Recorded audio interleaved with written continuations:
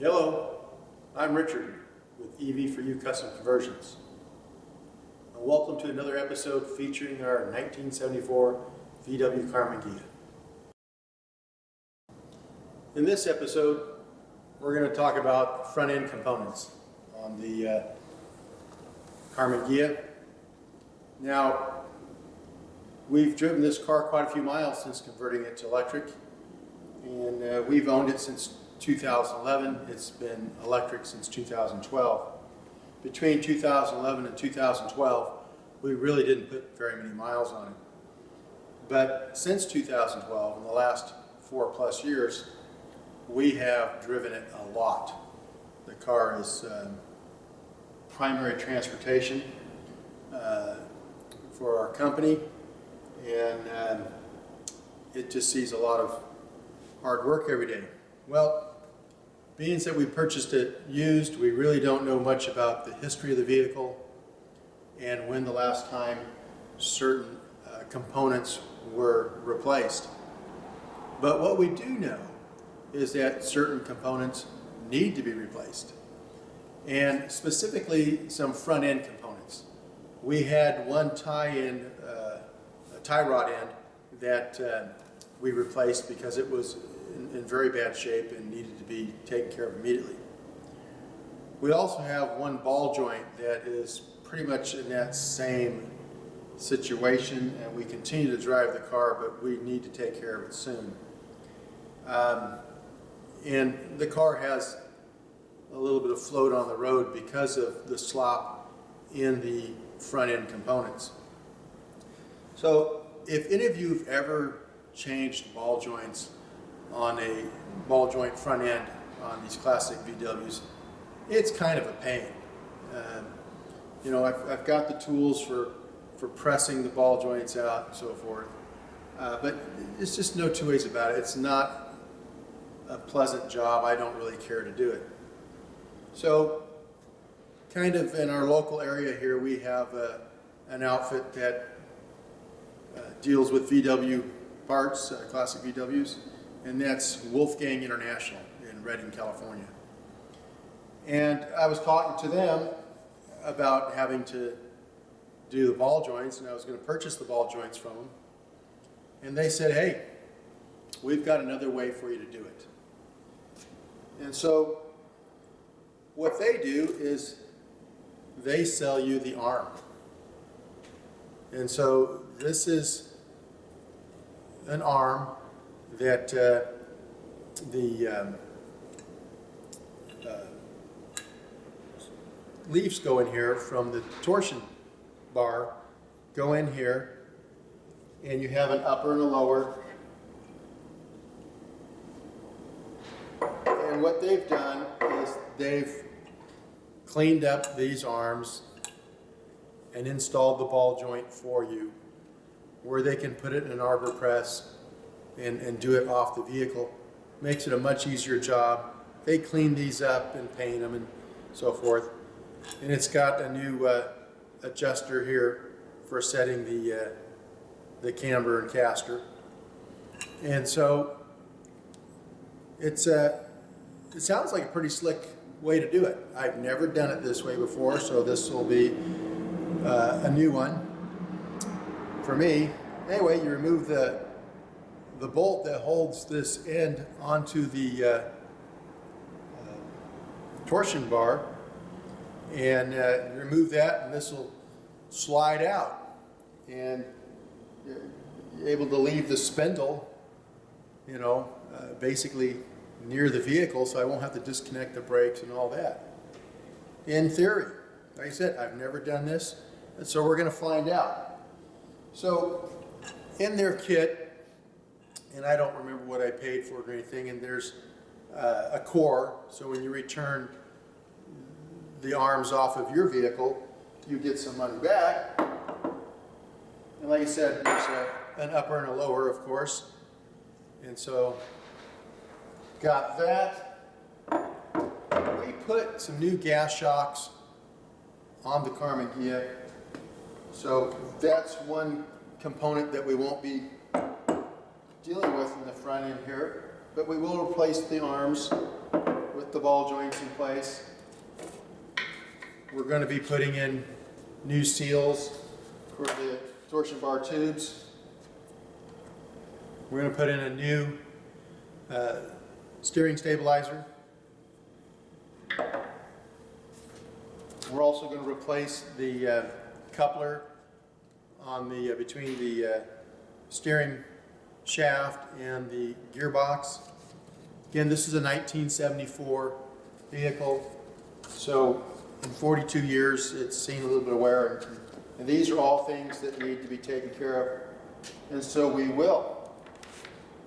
And then I have 3 of the 4 tie rod ends required. The reason I only have 3 here is one's already been installed on the vehicle some time back, as I mentioned earlier. So these are the items that we'll be replacing on the front end of the Karmann Ghia, which will just be another step in the kind of forced restoration of the vehicle. We have just driven this vehicle as much as possible and have not really neglected, we've just deferred a lot of these maintenance things. Now, for those of you that are interested in doing a conversion, I recommend that you do it the way that we did our VW Beetle, and that is do all this work first. When you get the vehicle, that's why I always recommend that you get a vehicle that's in running condition so you can assess the condition of the vehicle. That way you know whether or not the transmission works well, the brakes, the suspension, so forth. If you buy a vehicle with a blown engine, you then are kind of at a loss for knowing the exact condition and state of that vehicle. And the reason I say that you want to do it in this sequence is do all the repairs first. And if you're going to restore it first. Because what happens is that once you convert it to electric, you're just going to want to drive it. There's such a hoot to drive that you're not going to want to give up that driving experience so that you can restore it or make necessary repairs.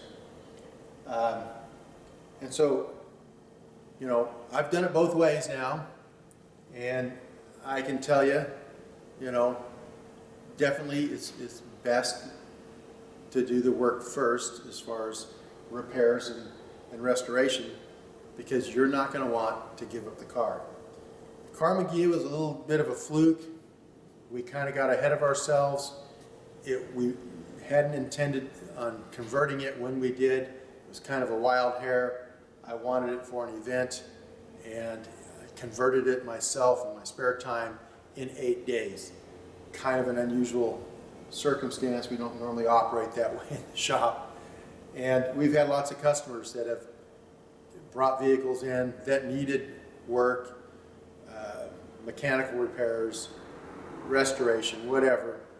And they typically experience the same thing. And I think most of them would tell you they wish they had done all the necessity type of stuff first, so that once the car was converted, all they had to do was enjoy it. Drive it and enjoy your electric conversion.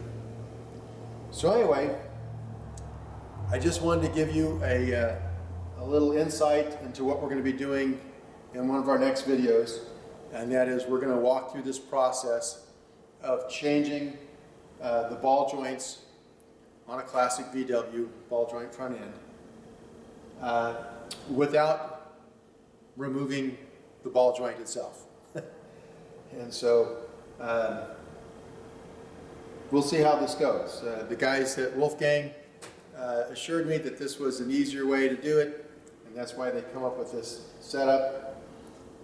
I've never done it before, so I don't know. But I can tell you, doing the ball joints with them in the vehicle, with these arms in the vehicle, having used a puller and everything to remove these ball joints, a little hand press thing that basically fits on here, and you're, you know, cranking this thing out. It takes a lot of pressure to drive one of these things out. It also takes, you know, a lot of pressure to put one back in.